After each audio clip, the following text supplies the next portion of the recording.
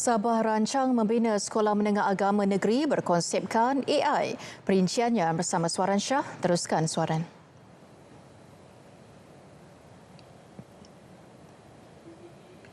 Baik Farhatul, sebuah sekolah menengah agama negeri SMAN berkonsepkan kecerdasan buatan AI dicadang dibangunkan di kawasan sebelah Sekolah Agama Negeri San Apas Balong. Ia sebagai langkah strategik memperkasa pendidikan Islam yang seimbang antara kekuatan rohani, ilmu dan kemajuan teknologi. Ketua Menteri Datuk Seri Panglima Haji Jinor berkata perancangan ini melibatkan baki tanah seluas 8 hektar di kawasan San Apas Balong. Ia akan diselaraskan melalui kerjasama Majlis Agama Islam Sabah MUIS serta Jabatan Hal Ehwal Agama Islam Negeri Sabah JAHINS. Beliau menyatakan demikian ketika berucap merasmikan Majlis Ihya Ramadan Malam Mencari Kekasih di Dewan Masyarakat Tawau. Datuk Haji Ji berkata kerajaan negeri memberi perhatian serius terhadap pembangunan SAN sebagai sebahagian daripada usaha melahirkan generasi berilmu, berakhlak dan berdaya saing. Usaha berkenaan selari dengan Hala 7 Sabah Maju Jaya SMJ yang meletakkan pembangunan modal insan sebagai teras utama kemajuan negeri. Empangan air sawah yang runtuh di Sungai Malutut dan Osolon melalap tahun lalu akibat kesan banjir besar akan segera diatasi. Langkah segera akan diambil bagi memastikan bekalan air untuk sawah padi dipulihkan secepat mungkin melibatkan pengusaha padi di kawasan perkampungan Kasiai, Langsat, Sawang, Sumbiling serta sekitarnya. Kita akan laksanakan pembinaan baru dan kita akan meluruskan sungai supaya akan dapat memberikan pengairan yang lebih baik untuk kawasan di Kampung Kasiai. Dan begitu juga di Kampung Langsat, sistem pengairan juga tidak teratur, masih menggunakan sistem yang lama, menyusun batu dan juga menyusun guni, dan begitu juga di Kampung Sawang. Datuk Jamawi yang juga adun melalap berkata kesejahteraan petani menjadi keutamaan dan bantuan teknikal serta sokongan operasi akan diberikan bagi meminimumkan kerugian hasil tanaman. Jabatan Pengairan dan Saliran JPS serta pihak berkuasa tempatan juga bekerjasama memantau dan menguruskan saliran air terutamanya di kawasan kerap terjejas banjir. Bagi pihak pengusaha padi di kawasan Kasiai, Langsat, mengharapkanlah semoga empangan ini dapat dibina semula dan untuk kemudahan semua pengusaha-pengusaha yang masih mengusahakan tanaman padi. Harap-harap dapat dilaksanakan dengan secepat mungkin dan musim utama tahun 2026 ini kita dapat mengerjakan semua satu kali sawah-sawah di Kasiai ini. Terima kasih banyak-banyak Semeratul. Pengukuhan kemudahan latihan perguruan terus diberi perhatian demi masa depan pendidikan Sabah.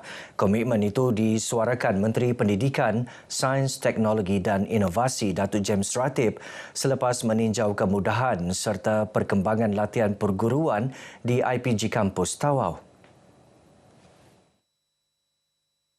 Menerusi catatan di laman Facebooknya, Datuk James Ratib berkata beliau mengambil maklum keperluan penyelenggaraan pagar kampus IPG Tawau yang telah usang. Peruntukan akan dipohon daripada kerajaan negeri serta Kementerian Pendidikan bagi meningkatkan aspek keselamatan dan keselesaan persekitaran pembelajaran di kampus tersebut. Kementerian juga melihat keperluan pembekalan smart board bagi menyokong pendigitalan kaedah latihan dan pembelajaran bakal guru selaras dengan usaha memperkasa pendidikan digital di Sabah.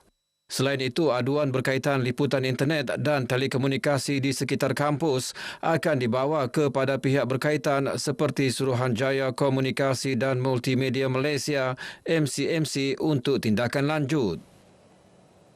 Tekun Nasional komited memperkasa usahawan mikro dan kecil menerusi pembiayaan dan bimbingan yang ditawarkan agar mampu berkembang dan berdaya saing. Kita akan buka lagi dan kita akan minta mereka supaya tampil ke hadapan jika mereka perlukan dana. Kita sentiasa membantu mereka. Untuk rekod di seluruh negara, tahun lepas kita peruntukkan 300 juta. Tahun ini 2026 kita tingkatkan kepada 500 juta untuk tekun sahaja di seluruh negara. Jadi kita mau di Sabah juga akan dapat ditingkatkanlah dia punya pembiayaan dan juga usahawan kita. Beliau ditemui pemberita selepas program Ramah Mesra Teman Tekun di Membakut. Selain tekun, beberapa agensi turut digerakkan bagi membantu meningkatkan perniagaan usahawan, antaranya SME Corp, Bank Rakyat dan SME Bank. Saya mulalah untuk minta pembiayaan daripada tekun. Pembiayaan pertama hari itu 4,000 lah begitu. Lepas tu saya untuk yang kedua lagi saya mula meminjam sebab saya beli peralatan kan untuk kelengkapan restoran dan juga untuk menambah modal lah. Saya jual sabun, di segala produk kecantikan. Saya jual sabun yang 4 dalam 1 tu. Ada pewangi, pelembut. Sudah lama juga lah, 7 tahun. Tahun 2015. Okey jugalah, Alhamdulillah ada perubahan sikit lah.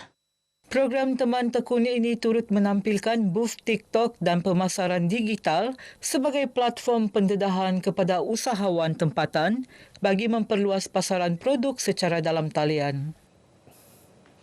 Dewan Bandaraya Kota Kinabalu DBKK sebagai pihak berkuasa tempatan PBT utama berada di barisan hadapan pelaksanaan dasar kerajaan negeri. Ini termasuk memastikan pembangunan bandar mampan, berdaya saing dan memberi manfaat langsung kepada rakyat. Pembantu Menteri kepada Ketua Menteri Datuk Johniston Bangkuai berkata, kerajaan negeri memberi sokongan penuh kepada hala tuju pembangunan di BKK selari aspirasi Sabah Maju Jaya SMJ, iaitu pembangunan bandaraya terancang, inklusif dan berpaksikan kesejahteraan rakyat. Beliau menyatakan demikian ketika berucap merasmikan sambutan ulang tahun ke-26 Bandaraya Kota Kinabalu. Datuk Johniston menyifatkan sambutan ulang tahun Bandaraya Kota Kinabalu bukan sekadar menaikkan usia pentadbirannya. Sebaliknya, ia turut menjadi ruang refleksi terhadap perjalanan pembangunan serta hala tuju masa depan ibu negeri Sabah. Sambutan ini memberi peluang untuk menilai kemajuan dicapai serta perancangan yang sedang dan akan digerakkan bagi memastikan pembangunan bandaraya lebih tersusun dan berwawasan. Ini kerana Kota Kinabalu bukan sahaja berperanan sebagai pusat pentadbiran negeri, malah menjadi nadi ekonomi serta lambang kemajuan, keterbukaan dan kepelbagaian masyarakat Sabah.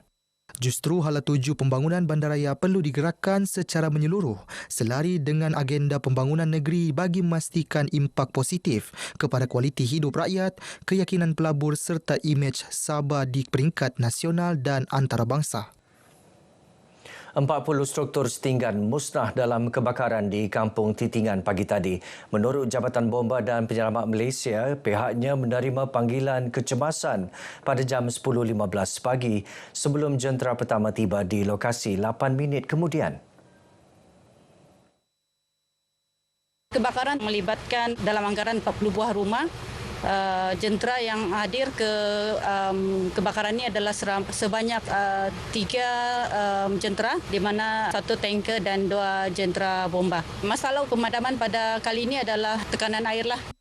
Operasi pemadaman melibatkan 61 anggota melibatkan pelbagai agensi termasuk PDRM, Bomba Komuniti, Angkatan Pertahanan Awam, Sabah Elektrisiti dan Rela. Aku kan lepas sembahyang duha. Jadi ini seluar ni memang aku lepas orang teriak-teriak. Dia bilang kebakaran. Datanglah semua budak-budak minta tolonglah makcik kasi turun barang sendiri. Budak-budak pergi kerja semua. Mesin basuh, TV, peti sejuk. Operasi terkawal pada 11.54 pagi sebelum tamat sepenuhnya pada 3.19 petang. Tiada kemalangan jiwa dilaporkan. Baik, saudara, sekian paparan dari Sabah untuk petang ini. Untuk lebih banyak perkembangan dalam berita wilayah, kembali bersama Farhatul. Salam Malaysia Madani. Silakan Farhatul. Ya, Suaran, terima kasih.